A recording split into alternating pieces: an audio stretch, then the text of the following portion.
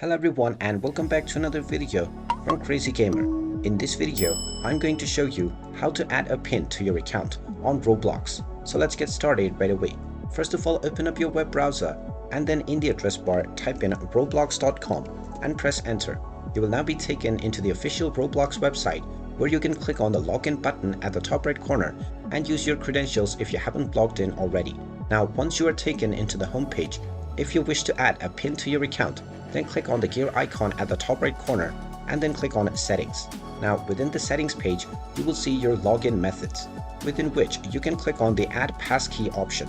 Go ahead and click on it, and then you can click on the continue button in order to add your passkey.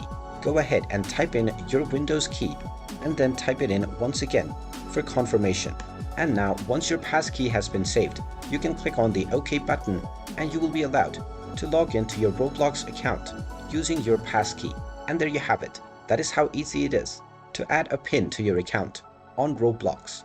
If you find this video helpful, make sure you hit that like button and subscribe to our channel if you haven't done so already.